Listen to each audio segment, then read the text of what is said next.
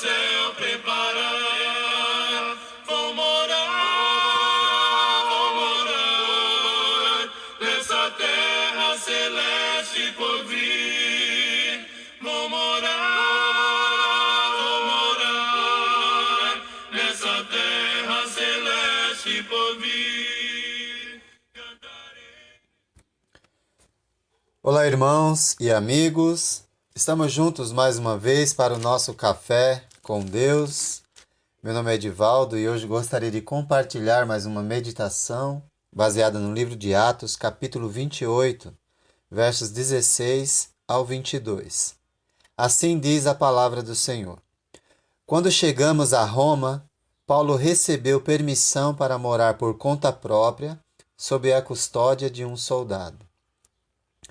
3 dias depois, ele convocou os líderes dos judeus.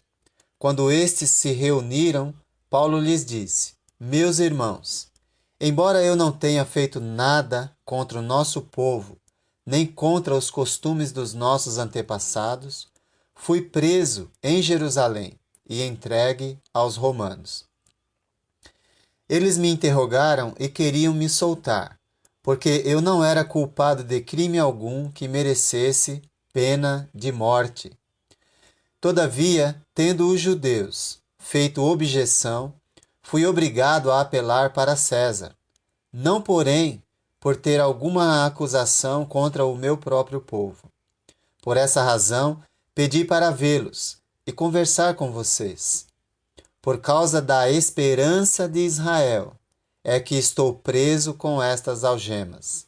Eles responderam: Não recebemos nenhuma carta da Judéia a seu respeito, e nenhum dos irmãos que vieram de lá relatou ou disse qualquer coisa de mal contra você.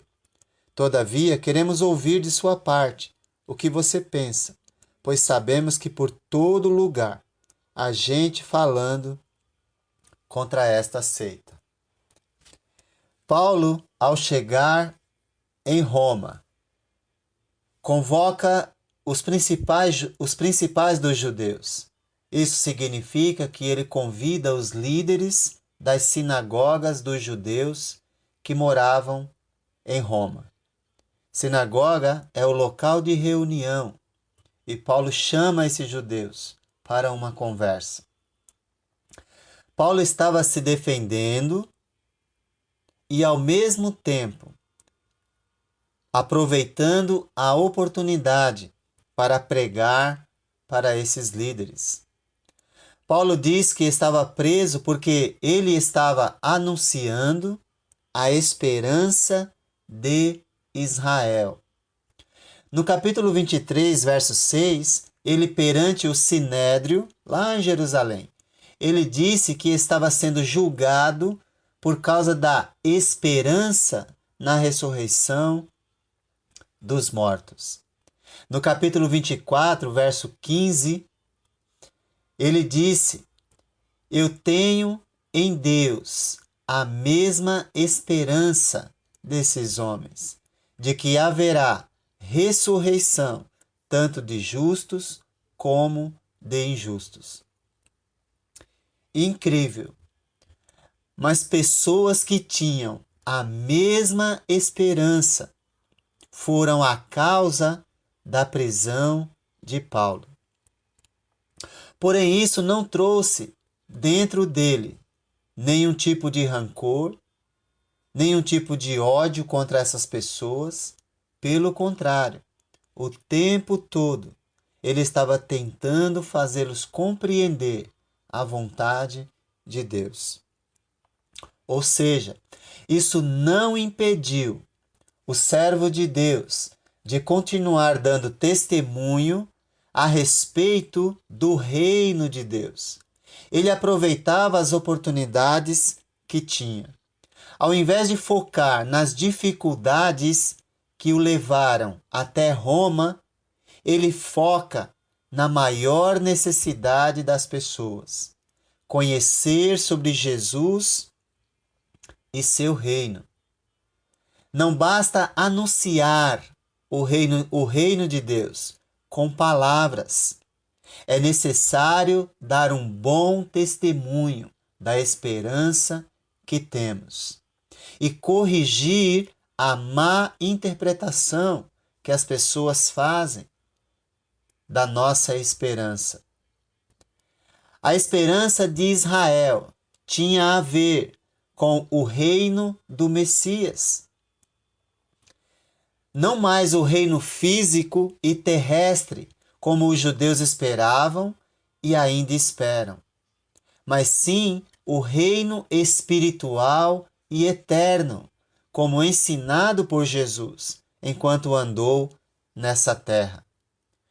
Tudo isso é resultado na vida de alguém que entendeu que nós estamos aqui só de passagem.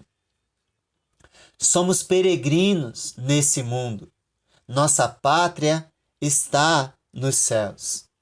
E quem compreende isso não vai caluniar, não vai permitir que as dificuldades o impeçam de continuar sua jornada. Felizmente, as calúnias levantadas pelos judeus em Jerusalém não se espalharam. Deus protegeu a integridade do seu servo para que o seu reino continuasse sendo anunciado. E agora ele dará testemunho do reino de Deus a essas pessoas também. Se em algum momento você for caluniado ou julgado pelas pessoas, que seja pela sua esperança e pelo seu modo de viver e anunciar a verdade. Não se envolva em discussões. Apenas continue vivendo como Deus espera que você viva. E Ele, Deus, protegerá sua integridade. Mantenha firme a sua esperança.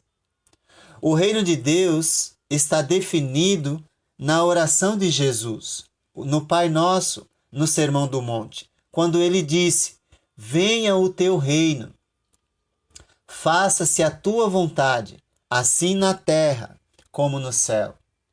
O reino de Deus é a vontade de Deus sendo feita em nossa vida. É o seu governo sobre nossa vida e nossos corações. Assim como a vontade de Deus é feita lá no céu, agora é feita aqui na terra, na vida daqueles que aceitaram fazer parte do seu reino e entenderam que a partir desse momento são governados por Ele e não mais pela sua própria vontade, pelo seu próprio eu.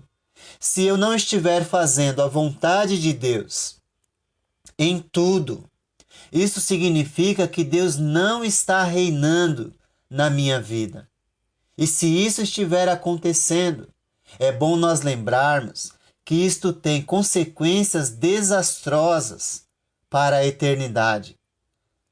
Certamente, quando nós entendemos que fazemos parte do reino, compreendemos que quem governa a nossa vida é Deus. Portanto, não basta falar do reino. É necessário fazer a vontade do Rei, nosso Senhor Jesus Cristo.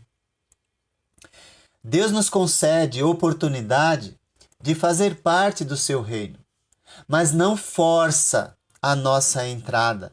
Mas uma vez que entramos, devemos saber que a nossa vontade deixa de existir e a vontade dele passa a reinar. O reino de Cristo já veio, mas não para todos, pois nem todos o aceitaram. Ele continua batendo na porta, mas ele nunca invade a vida de ninguém. Não espere a porta se fechar, como nos dias de Noé, pois quem fecha a porta é Deus.